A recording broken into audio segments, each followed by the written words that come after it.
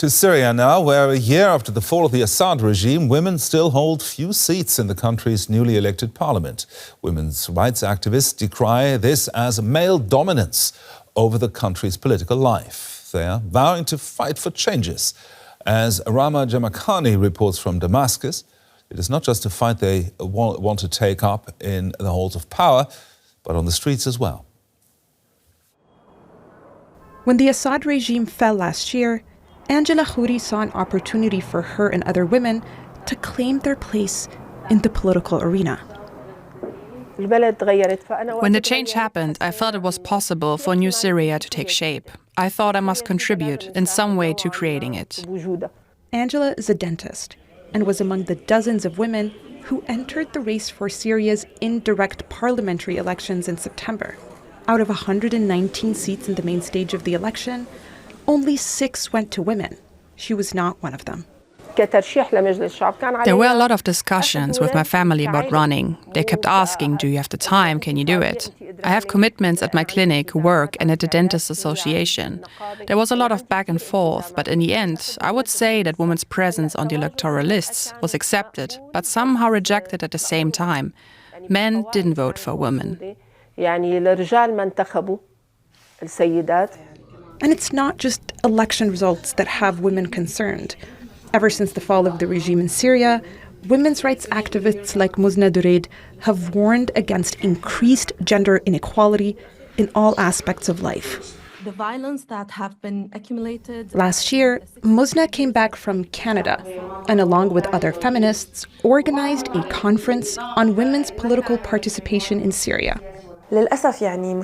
Women's participation has been timid. That's the least we can say about it. Syria is going through a phase where there is almost hostility towards women's participation. This should not discourage us, though.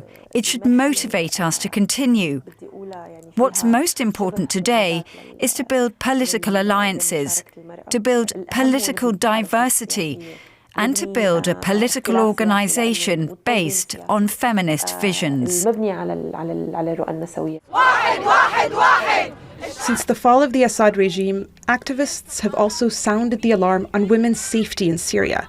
Dozens of women have been kidnapped amid sectarian clashes. The transitional government has been strongly criticized for not taking a firm enough stance against these acts of violence.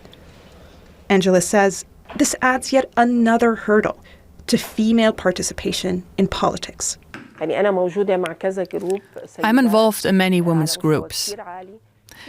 Some of them reject what is happening here and do not participate because they do not want to legitimize the reality. I feel that it's justified. Everyone is entitled to their opinion. Then there are people like me who are determined to be part of the decision-making process and the existing equation. Angela says she hasn't given up. In addition to the 119 seats in parliament, the transitional president, Ahmed al-Shara, is set to appoint another 70. She wants to be one of them. Women shouldn't be like roses placed as decoration. We don't want to be decorations, and that's why we demand numbers. When there are 2 or 3 women, we can create an alliance, which over time leads to political action. Syria's women are not just struggling for parliamentary seats.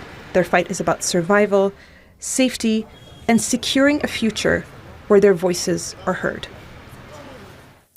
Now let's bring Rafif Jouejati. She serves as vice president of the Syrian Liberal Party and is advocating secular democracy from Damascus in the post-Assad transitions. Now, as we've just heard about increased gender imbalance in our report there, what do you say? Since Assad's fall, have women gained or lost rights and opportunities? Good morning. I would actually say women have lost opportunities, and I would agree with Angela and Muzna. This is a time for us to create space for women to be represented at the political and other spheres of life. How are you going to do that?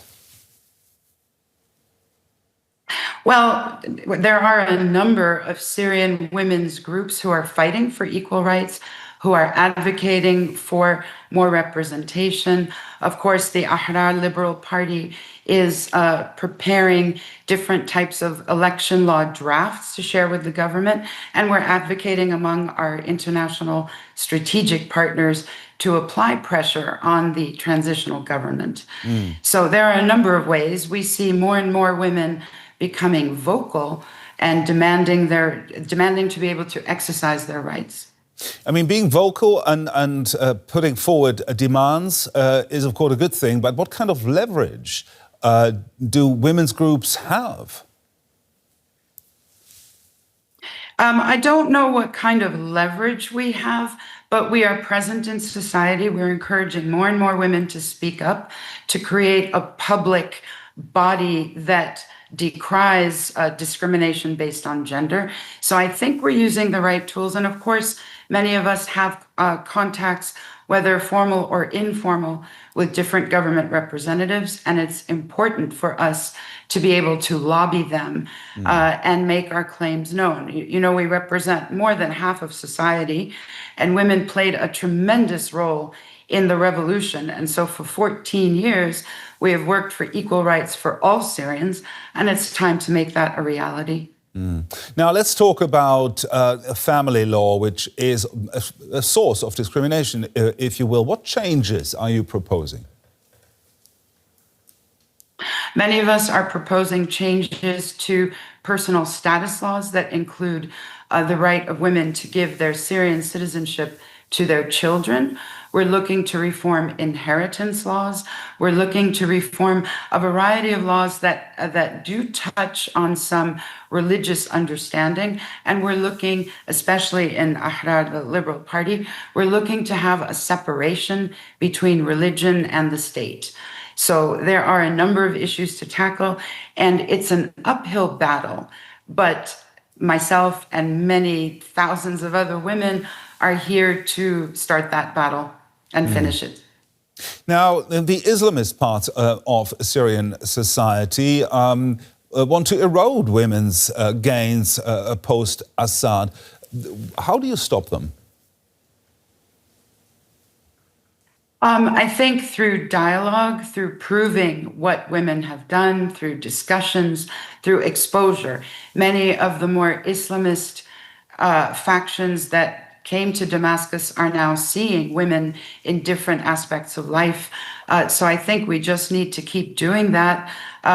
Perhaps find other ways and means, again, with the lobbying of officials to make sure they understand that we are here, we're not going anywhere, and we're demanding our full rights as equal citizens. Do you expect a rollback of women's rights Afghanistan style?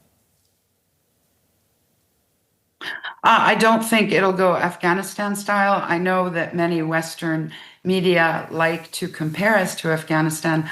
I don't see that happening at all. I think Syrians, for the most part, would reject anything Afghanistan style, while everybody's entitled to practice their religion as they see fit. I don't think this full control over women's rights is in the future here. Rafif Jouejati, thank you very much, the Vice President of the Syrian Liberal Party. Thank you.